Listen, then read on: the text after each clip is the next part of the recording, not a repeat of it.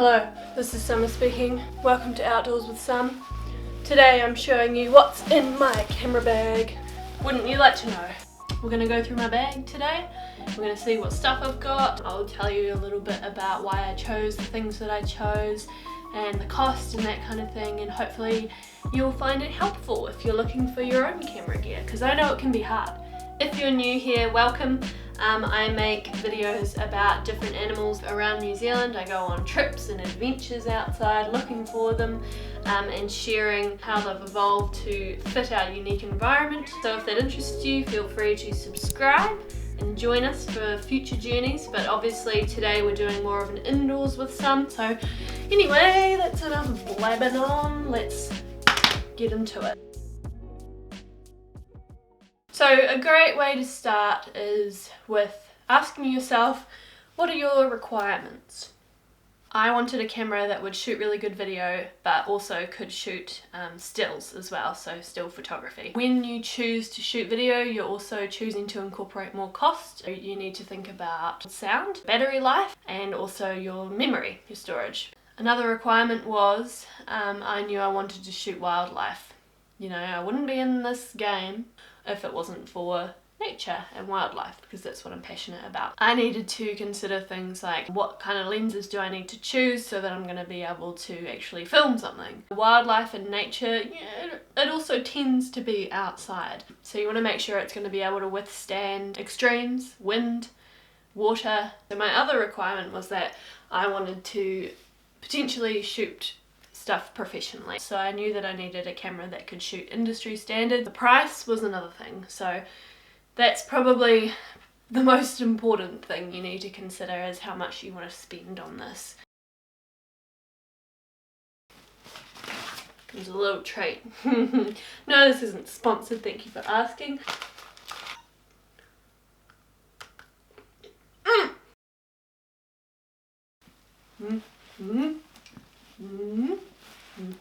So this bag is a Lowerpro bag. So I got it second hand and I got it for about 70 bucks, which was pretty good. It's really comfortable. I don't really get tired wearing it. It's nice and padded. Inside there's lots of little compartments, and there's this Velcro that you can kind of shift around and move so that you can set it up the way that you want to set it up.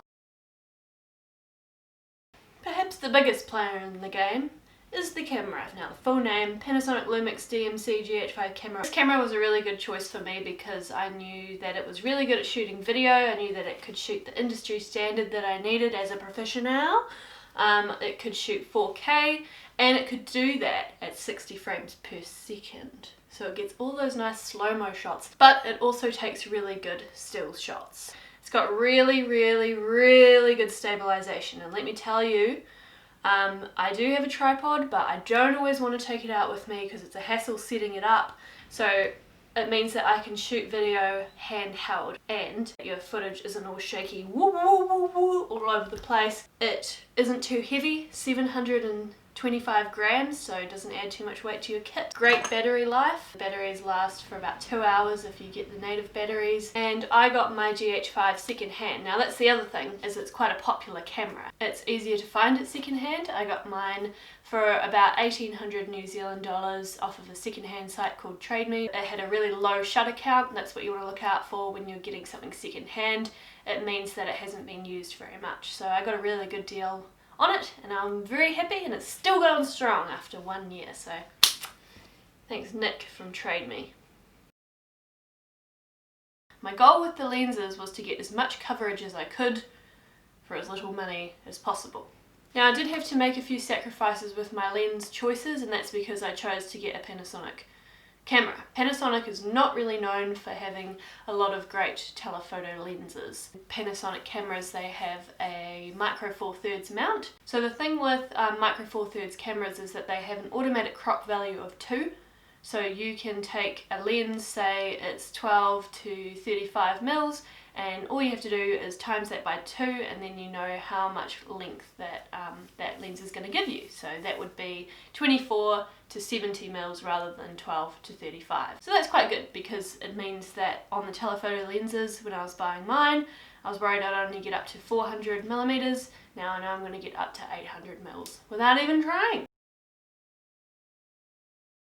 Panasonic Lumix GX Vario 12 to 35mm f/2.8 wee gem. Wee gem. I never thought I would like a short little lens like this as much as I love this little guy. He's become my macro lens. He's become my low light lens. When I was filming eels for a video that I did for Zealandia once, there was an eel that was very accommodating and lovely. She came right out onto the bank, and that was great because this is the only lens that could actually handle shooting at night time, which is when eels are active. It's got really great stabilization. It only weighs about 300 grams, and I paid about $700 for it second hand. Another great thing about it is it's purple. The Panasonic Lumix G Vario 45 to 150mm f4 to 5.6 ASPH Mega O.I.S lens. I love this lens. Do you know why? Because it was so cheap. It cost me a total of 133 New Zealand dollars. I got it off Trade Me second hand, and I bought it because it's in this nice sort of intermediate range of 45 to 150. It's also lovely and light. It only weighs about 200 grams. It's probably the one that I do use the least, to be honest, but it has come in handy in some tight situations. For example, when I was filming the matata, the fern birds, they're very rare. I didn't know if I'd be seeing some really far away or really close by, but this has got like a nice little zoom on it, so it's handy for like that intermediate range. Mirrors, Panasonic Leica DG Vario-Elmar 100-400 f4 to 6.3 ASPH Power O.I.S lens. Now this baby, my baby. I did splash out quite a bit on this lens, and that's because I couldn't find any second hand, so I had to get it for about $2,000 new. Because of the crop factor of 2, this lens goes from 200 to 800 mils. Whoa! She's not too heavy, it's only about 1 kilogram. It's got great stabilization, so that works really well with the GH5, and it's got beautiful color. It's nice and sharp. I really don't have many complaints about it at all. It's a beautiful lens. I recommend it. I started out in my kit with a shotgun microphone, which is just a microphone that sits on top of the camera, records anything and everything, but is much better than the inbuilt mic on your camera. That thing's a piece of... It's not very good, let's just say that. Mine is the Rode VideoMic GO, it's $150. Then we've also got, for those tricky windy situations, or if you're interviewing somebody, I have a wireless lapel mic as well. Full name, please. Boya, Boya BYWM6 Professional UHF wireless microphone system. They cost me $180 second hand off of Trade Me. There's a reason why they were cheap. If you want to get the good lapel mics, the creme of the crop, you have to pay about $1,000 for Sennheiser microphones. These two did the job. It took me quite a long time, I'm not going to lie, to figure out how to actually work them to their best. In my opinion, there's a couple of unnecessary ports and things which can make things confusing, but now that I've got it figured out, it's not a drama. I also have this funny little clip thing. This cost me about 20 bucks. Basically what it is it's got 3 cold shoe mounts that you can have your shotgun microphone and your wireless lapel microphone, and maybe a light if you've got one of those, all on your camera, because the GH5 only has 1 cold shoe mount. I've got this little gem here. It was only about $5. It's a cord splitter. Shotgun microphone into this port, your lavalier microphone into this port, and then that just plugs into the one AUX port that is on the GH5. So that means you can split up the audio when you're editing. You can control the levels of the shotgun and the lapel independently. I've got 3 batteries. 2 of them are Panasonic native batteries, which give me 2 hours of recording time. The third one is a knockoff one, which was a wasabi power that I got from Rubber Monkey. I think it was about 30 bucks. Doesn't give me quite as much recording time. Got SD cards, a data, 290 megabytes per second, which is nice and quick, and I've never had any issues with these ones. I think they cost me about 100 New Zealand dollars each. ND filters. I don't really use these very much, to be honest with you.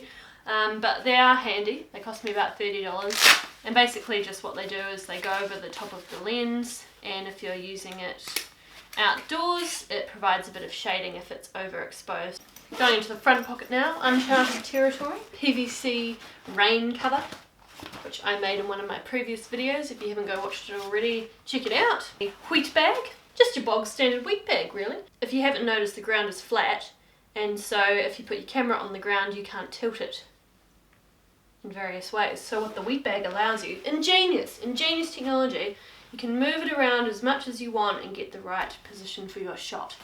Bum bag, which I use to put little bits and bobs in. Handy things like a cloth for cleaning the camera, gaffer tape, a spoon, because I'm a hungry gal, craft knife to defend myself, makeup brush.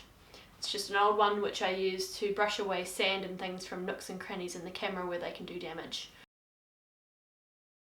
During my master's course, I had we had these tripods which weighed about 10 kilograms, and the last thing you want when you're having trouble getting out into the field, you don't want to be carrying around a massive tripod. So get a nice light one. That was a big requirement for me. Benro TMA37AL long match 3 aluminium 3-section tripod is the name of the legs here.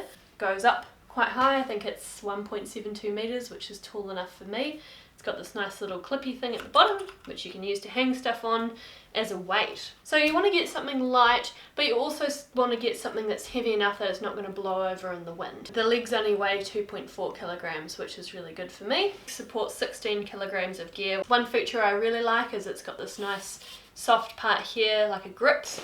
The legs came with this nice case as well, so I can carry everything around nice and easily. So I got this one new, the legs for about $230. The other thing that I would really love to have is a ball head.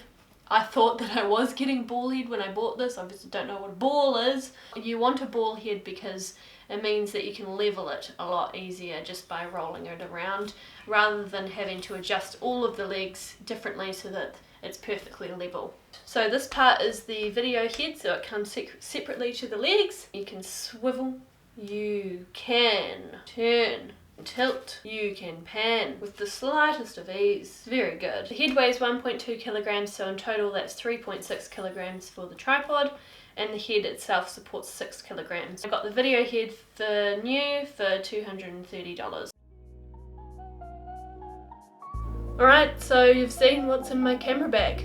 Were you surprised by anything? Were you excited? Were you inspired? Let me know what stuff you've got in your kit. Is there anything I could get to improve mine? Let's help each other here, because you know what? Curating a beautiful camera kit is all about learning from others, learning from your mistakes, and what you can do to help it function better. Remember to like and subscribe and comment down below. Hope you guys enjoyed, and I'll see you next time. Bye!